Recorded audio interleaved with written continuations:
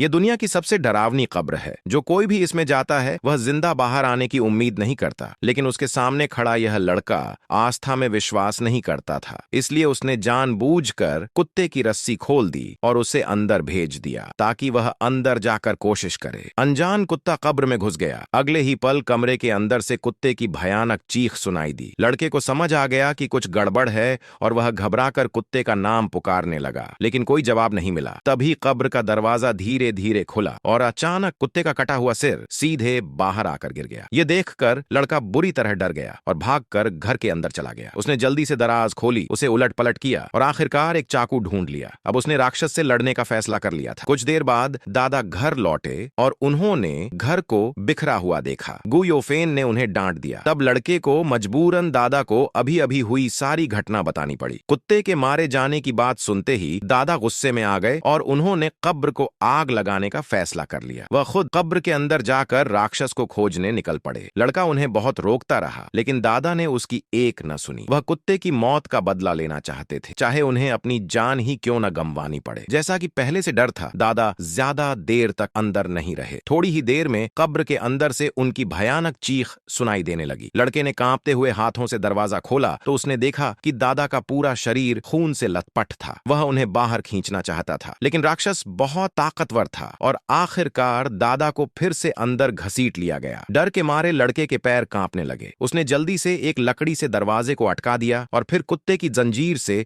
उसे अच्छी तरह लॉक कर दिया ताकि राक्षस बाहर न निकल सके। फिर भी उसका डर कम नहीं हुआ, इसलिए उसने एक स्टील की कील ढूंढकर कब्र को पूरी तरह सील कर दिया। जब उसने यह पक्का कर लिया कि अब दरवाजा मजबूती से बंद है, तब जाकर उसे थोड़ी राहत मिली। घर लौटकर भी लड़का सदमे की हालत में था। वह 82 साल पुरानी रेड वाइन पीने लगा। दूर खड़ी कब्र को देखते हुए उसे बार बार यही लगता रहा कि दादा अभी भी जिंदा हैं, लेकिन वह यह सोचकर डर रहा था कि अगर उसने दरवाजा खोला तो कहीं राक्षस बाहर न आ जाए। बहुत देर तक डर और हिम्मत के बीच जूझने के बाद उसने आखिरकार कब्र की ओर बढ़ने का फैसला किया। जब अंदर से कोई आवाज नहीं आई तो उसने अपना कान कब्र के दरवाजे से लगा दिया। तभी अचानक एक बड़ा सा हाथ बाहर आया और उसने उसके गले को कसकर पकड़ लिया। लड़का डर के मारे पूरी ताकत से छटपटाने लगा। वह राक्षस का शिकार बनने ही वाला था। तभी अचानक राक्षस ने उसका गला छोड़ दिया। असल में राक्षस सूरज की रोशनी से डरता था।